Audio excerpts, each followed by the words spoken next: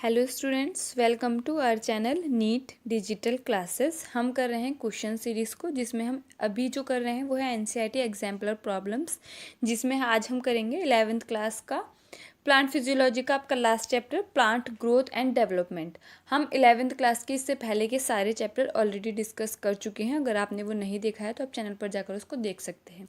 साथ साथ हम इस चैनल पर चला रहे हैं 10,000 प्लस क्वेश्चन सीरीज़, जो कि मेरे अकॉर्डिंग इनफ है आपके नीट एग्जामिनेशन के लिए, क्योंकि जब तक आप उस 10,000 प्लस क्वेश्चन सीरीज़ को करेंगे मतलब आप एनसीईआरटी के कॉन्सेप्ट पर क्वेश्चन कर चुके होंगे, आपके एनसीईआरटी की एक लाइन आपके सामने से होकर गुजर चुकी होगी।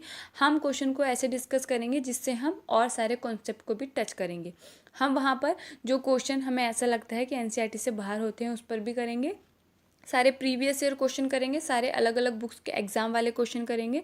तो आपको आपके लिए जो वर्डन है वो वहाँ पर कम हो जाएगा कि आपको 10 अलग अलग तरह की बुक खरीदने की ज़रूरत नहीं पड़ेगी। वो क्वेश्चन सीरीज सॉल्व कर लीजिए, आपकी सारी प्रॉब्लम सॉल्व हो जाएगी।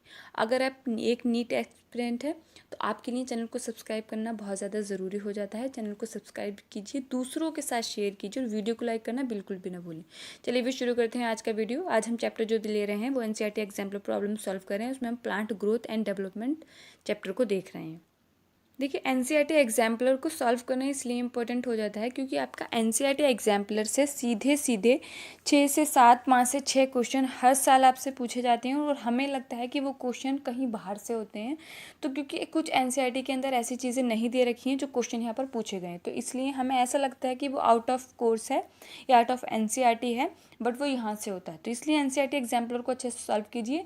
और ये जो एनसीईआरटी मैं आपको करा रही हूँ वो करेक्शन के बाद है, तो कोई भी अगर आप पुरानी एनसीईआरटी एग्जाम्पलर लेकर बैठे हैं तो उससे डाउट क्रिएट मत करिएगा। देखिए, फर्स्ट क्वेश्चन आपकी स्क्रीन पर, इथाइलिन इज़ यूज्ड फॉर। तो देखिए, इथाइलिन जो होता है, इथाइलिन क्या है?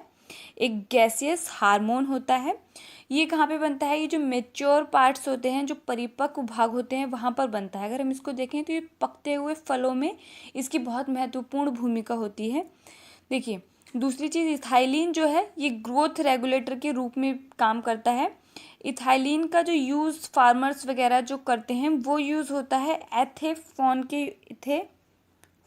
के यूज़ रूप में, ये यूज़ करते हैं। बाद में ये इथाइलिन का रूप ले लेता है जब ये आगे जाता है। देखिए, तो ये केमिकल जो मतलब जो केमिकल यूज़ होता है वो होता है एथिफोन। देखिए, इसका आपने क्या करना है, आपने इसका नेम भी लिखना है। नेम है 2 chloro ethyl phosphonic acid. 2 chloro ethyl phosphonic acid name जो है इसका इम्पोर्टेंट है, तो ध्यान रखना है। आप अगर इसका रासायनिक सूत्र केमिकल फॉर्मूला देखेंगे तो ये रहा आपका केमिकल फॉर्मूला। तो ये चीज़ इम्पोर्टेंट है। मतलब इथाइलिन कहाँ पर हम देखते हैं, ये आपको जो फ्रूट्स वगैरह होते हैं, पकते हुए फ्रूट्स में इसकी बहुत इंपॉर्टेंट भूमिका होती है। ये गैसियस हार्मोन है। किस रूप में, किस केमिकल के रूप में इसका यूज़ करते हैं वो होता है एथेफोन। जैसे फार्मर्स वगैरह जो भी यूज़ करते हैं वो एथेफोन के यूज़ में करते हैं। इसका नाम क्या है? 2 क्लोरो इथाइल फास्फोनिक एसिड, जिसका फॉर्मूला है C2H6ClO3P। ठीक है, तो इसके लिए सीधे से हमें आंसर मिल गया option B, hastening of ripening of fruits. Next question देखते हैं, क्वेश्चन 2, कोकोनट वाटर कंटेन्स। तो देखिए, ये मतलब बहुत अच्छा, अगर हम कोकोनट वाटर को देखें तो ये बहुत अच्छा एक टिश्यू कल्चर मीडियम होता है कोकोनट वाटर। तो देखिए, नीट एग्ज़ाम या फिर किसी भी कॉम्पिटिटिव एग्ज़ाम में हम नीट की प्रिपरेशन करें तो हम नीट की बात करते हैं। देखिए, क्वेश्चन किस टाइप के आते हैं। एक क्वेश्चन इस टाइप का होता है कि 4 ऑप्शन दे रखे हैं, चारों सही हैं, हमने उसमें से मोर करेक्ट को चुनना है कि उसमें से सबसे ज़्यादा सही कौन सा है। चार ऑप्शन दे रखे हैं, चारों गलत है, हमें उसमें से आपका सबसे गलत चुनना होता है। तो यहाँ पर देखिए, अगर हम कोकोनट वाटर के अंदर देखें तो ऑक्सिन भी प्रेजेंट होता है, साइटोकाइनिन भी प्रेजेंट होता है, जिब्रेलिन भी प्रेजेंट होता है, लेकिन इनका कंसंट्रेशन मात्रा अलग अलग होती है। हम देखें तो सबसे ज़्यादा यहाँ पर साइटिन प्रेजेंट होता है। अगर हम मोर करेक्टली बोलेंगे तो साइटिन और ऑक्सिन दोनों, साइटोकाइनिन और ऑक्सिन दोनों प्रेजेंट होते हैं, लेकिन अगर हम देखें तो सबसे ज़्यादा साइटोकाइनिन प्रेजेंट होता है। तो यहाँ के लिए जो करेक्ट ऑप्शन होगा वो क्या है? ऑप्शन सी हो गया, ठीक है। अगर ऑप्शन ए और बी ऐसे करके कोई ऑप्शन होता तो वो ज़्यादा मोर करेक्ट होता, लेकिन यहाँ पर आपको मतलब ज़्यादा होते तीनों ही, ऑक्सिन भी है, साइटोकाइनिन भी है, जिबरेलिन भी है, लेकिन ज़्यादा मात्रा किसकी होती है, साइटोकाइनिन की होती है। कोकोनट वाटर के बाद में ध्यान रखना है, ये very good tissue culture medium होता है। नेक्स्ट क्वेश्चन देखते हैं, question number 3, the effect of apical dominance can overcome by which of the following hormone. अब देखिए एपिकल डोमिनेंस क्या है, एपिकल डोमिनेंस क्या होता है, और एपिकल डोमिनेंस को समझिए। देखिए इसके लिए रिस्पॉन्सिबल जो हार्मोन होता है वो ऑक्सिन होता है, ठीक है। मतलब जो ऑक्सिन हार्मोन है वो एपिकल डोमिनेंस के लिए आपका रिस्पॉन्सिबल होता है। ये एपिकल बड को प्रमोट करता है, लैटरल बड को सप्रेस करता है। मतलब जो एपिकल बड प्रेजेंट होगी, ऑक्सिन मतलब कहाँ होगा, एपिकल बड में ही देखने को मिलेगा आपको, जहाँ पर प्रेजेंट होगी। तो जैसे यहाँ जहाँ पर होता है रूट टिप, शूट टिप वगैरह में ऑक्सिन का फॉर्मेशन होता है, ठीक है। अब देखिए क्या करता है, ये आपका जो एपिकल बड होती है उसको तो प्रमोट करेगा, लेकिन जो लैटरल बड होती है उसको सप्रेस करता है। तो मतलब अगर हम देखें ये एपिकल बड को अगर ऐसे ही प्रेजेंट करता जाए, प्रमोट करता जाएगा तो एक कोन के समान स्ट्रक्चर बन जाएगा। इसीलिए अगर हम देखें जो ग्रासेस वगैरह की टाइम टाइम पर उसको काटते रहते हैं ताकि उसकी एपिकल बड कट जाए और उसको लैटरल जो है उसको भी फैलने का मौका मिले, ठीक है। तो उसके जो उसको कम करता है वो है हमारा यहाँ पर साइटोसिन, साइटोकाइनिन, ये चीज़ ध्यान रखनी है, ठीक है। साइटोकाइनिन जो है वो बहुत सारा मतलब एक करता है कि जो एपिकल डोमिनेंस होता है, एपिकल डोमिनेंस क्या होता है, एपिकल बड को प्रमोट करता है, लैटरल बड को सप्रेस करता है। कौन रिस्पॉन्सिबल होता है उसके लिए, ऑक्सिन हार्मोन रिस्पॉन्सिबल होता है। तो ये क्या करता है, उसके ओवरकम को कम करता है, क्या, साइटोकाइनिन, ठीक है। क्वेश्चन नंबर 4 देखिए, क्वेश्चन नंबर 4 दे रखा है आपका, मैच दी फॉलोइंग। आपका ABCD ऑप्शन दे रखा है 1 2 3 4 5, आपका उससे मैच करना है। देखिए इस टाइप के क्वेश्चन मैं आपको बहुत बार बता चुकी हूँ कि आपको अगर एक दो ऑप्शन भी पता होते हैं तो आप अपने करेक्ट आंसर को हिट कर लेते हैं, ठीक है। अब इसका जो आंसर है वो आपने मुझे बताना है। देखिए मैंने अभी 2-3 चीज़ें आपको पिछले क्वेश्चंस में एक्सप्लेन की हैं, अगर आप उनको भी सही से हिट कर देंगे तो आप इस पर करेक्ट आंसर पर पहुँच जाएंगे, ठीक है। क्वेश्चन नंबर 5 को देखिए, एप्पल्स आर जनरली wrapped इन वैक्स पेपर टू। देखिए एप्पल जो होता है उसको हम जनरली वैक्स पेपर में रखते हैं, तो वो क्यों, तो देखिए उसका रीज़न होता है कि उसको एयर से प्रिवेंट करने के लिए, ऑक्सीजन से प्रिवेंट करने के लिए, वो एरोबिक रेस्पिरेशन अगर करेगा तो इथाइलिन का फॉर्मेशन करेगा, इथाइलिन का फॉर्मेशन करेगा तो राइप होकर जल्दी, मतलब वो ज़्यादा टाइम तक स्टोर उसको नहीं रख सकते। तो इसके लिए जो करेक्ट ऑप्शन होगा, देखिए option B, prevent aerobic respiration by checking the entry of O2, क्योंकि जितना ज़्यादा एरोबिक रेस्पिरेशन होगा वहाँ वो इथाइलिन का फॉर्मेशन कर लेगा और वो क्या होगा, उससे वो ज़्यादा समय तक उसको स्टोर करके नहीं रखा जा सकता। तो इसके लिए जो करेक्ट ऑप्शन होगा बी होगा। कुछ बच्चे इसमें हिट करेंगे ऑप्शन सी को, prevent ethylene formation due to injury. Injury के लिए ऐसा नहीं करते हैं, तो थर्ड ऑप्शन आपने हिट नहीं करना है।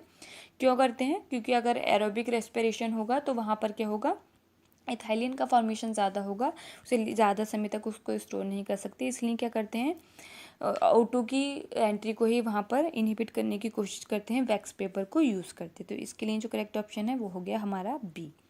क्वेश्चन नंबर 6 देखते हैं, growth can be measured in various ways, which of this can be used as parameter to measure growth. देखिए इंक्रीज इन सेल नंबर, ठीक है, इंक्रीज इन सेल नंबर होगा growth, increase in cell size, increase in length and weight. तो इसके लिए जो correct option होगा वो हमारा डी होगा। तीनों ही ऑप्शन हमारे करेक्ट हैं। क्वेश्चन नंबर 7 देखते हैं, the term synergistic action of hormone refers to.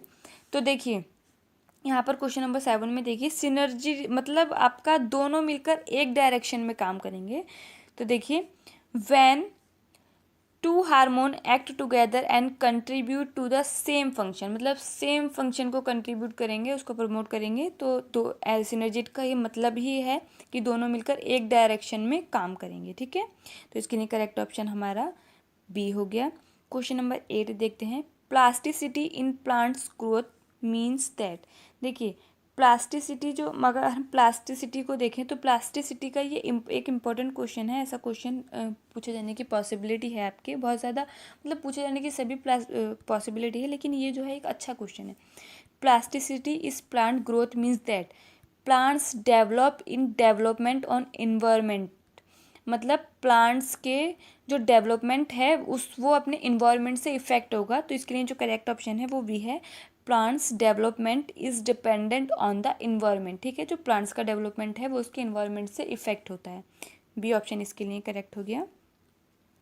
Question number 9 देखिए, to increase sugar production in sugar canes they are spread with. देखिए मतलब शुगर केन का अगर हम देखें, शुगर केन का स्ट्रक्चर कुछ ऐसा सा होता है। ये आपके इंटर नोड हैं और ये नोड, मतलब ये नोड है और ये बीच वाला क्या होगा, ये इंटर नोड होगा।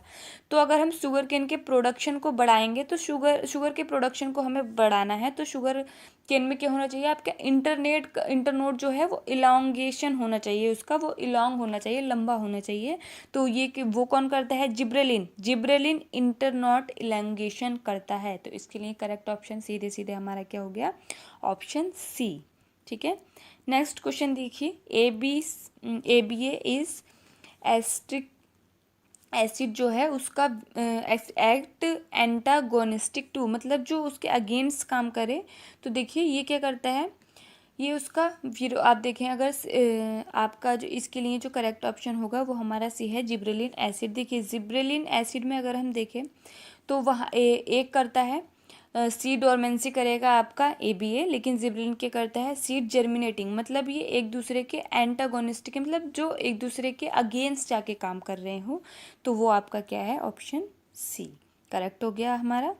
नेक्स्ट क्वेश्चन देखते हैं, monocarpic plants are those which. देखिए मोनोकार्पिक प्लांट्स का मतलब होता है, मोनोकार्पिक पॉलीकार्पिक होते हैं, मोनोकार्पिक होते हैं। मोनोकार्पिक का मतलब है आपका कि एक ही बार फ्लावरिंग होगी, एक ही बार सीड फॉर्मेशन होगा, उसके बाद वो मर जाएंगे, वो प्लांट्स ख़त्म हो जाएगा। जैसे हम एग्जांपल देखे हैं, बैम्बू का देखते हैं, बांस जो होता है उसमें क्या होता है, वो एक ही बार फ्लावरिंग करता है, फिर उसके बाद वो ख़त्म हो जाता है।